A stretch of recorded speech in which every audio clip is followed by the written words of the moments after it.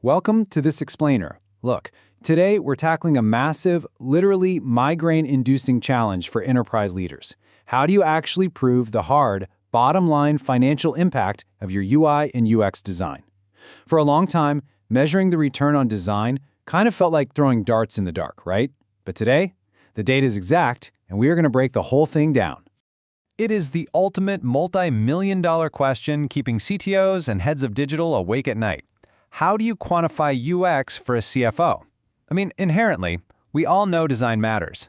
But translating something fuzzy like user delight into the cold, hard spreadsheet language that a CFO actually cares about, well, that is an entirely different story.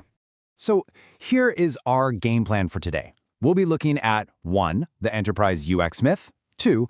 UX as a revenue engine, 3. The 4 pillars of value, 4. Evaluating design effectiveness, and finally, number 5, connecting design to dollars. Let's dive right in. Section 1. The enterprise UX myth. Moving beyond subjective aesthetics. Okay, so the traditional mindset treats UX as just, well, discretionary art. Relying on a designer's intuition and just trying to make things look pretty based on anecdotal feedback. But modern business demands a lot more than that. We absolutely have to fundamentally shift away from that old way of thinking and start treating UX as what it really is, a rigorous, highly predictable revenue engine that's powered by hard quantitative business intelligence and clearly connected to customer lifetime value. Section 2. UX as a revenue engine, the tangible link to financial performance. Why is this shift so absolutely critical right now? Honestly, because the financial realities are just undeniable. McKinsey looked at over 300 public companies and found that design-driven organizations completely obliterate their industry peers. We are talking 32% higher revenue growth and 56% higher total shareholder returns. This conclusively proves that design effectiveness isn't just a nice-to-have, it is a massive primary market differentiator. And if you want a statistic that will make literally any executive smile, check this out. Forrester research shows that every single dollar you invest in UX yields a return of between $10 and $100. Think about that multiplier for a second. You aren't just making things look nice, you are directly, measurably multiplying your returns.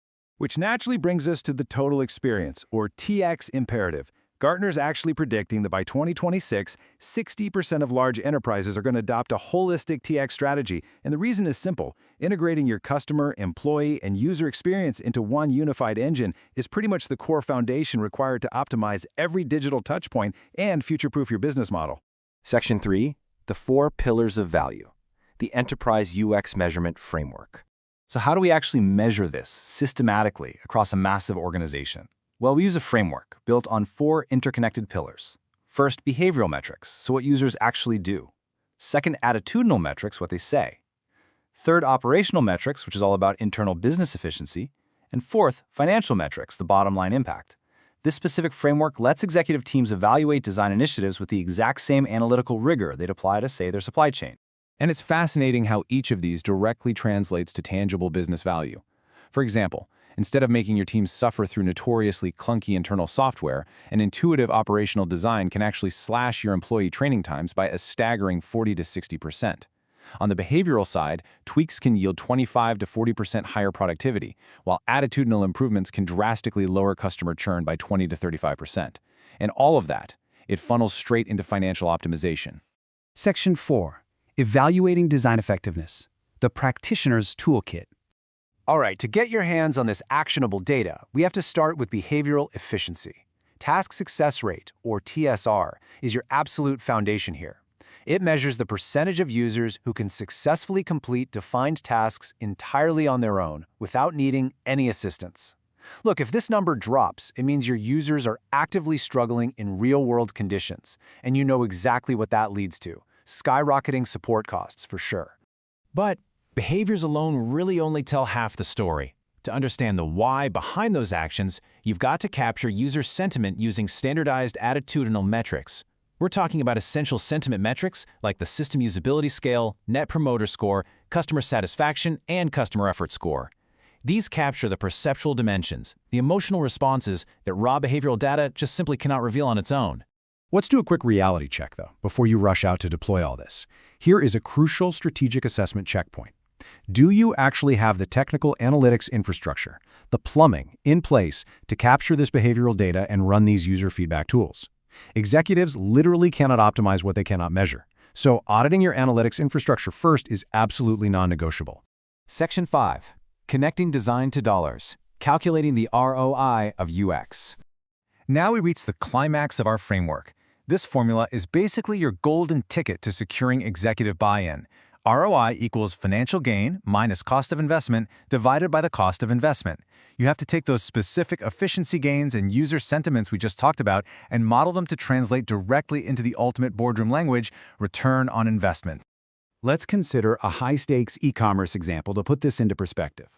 Say you bump your conversion rate just a tiny fraction of a percent, like from 2.5% up to 3.1%, simply through better UX. That small bump can generate millions in new annual revenue. You plug that into our formula, and you are easily looking at a potential ROI of over 1,000% on your initial design spend. 1,000%! And the crazy part, this isn't just a one-off win. It builds sustainable, long-term growth. Bain & Company found that a superior UX improvement drives customer retention. And get this, a mere 5% increase in that retention can practically explode overall profitability by 25 to 95%.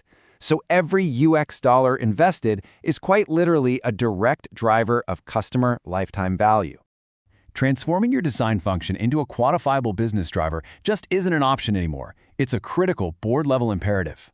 The organizations that seize this data-driven opportunity are the ones that will establish true market dominance. So I'll leave you with this final provocative question to ask your leadership team today. Is your organization truly equipped to measure its digital investments, or are you still just guessing while your competitors calculate their way to the top? Thanks for watching. We appreciate you. Check out the next video on this topic, or subscribe to our channel to keep up with our latest explainer videos, live webinars, and other insights into technology solutions.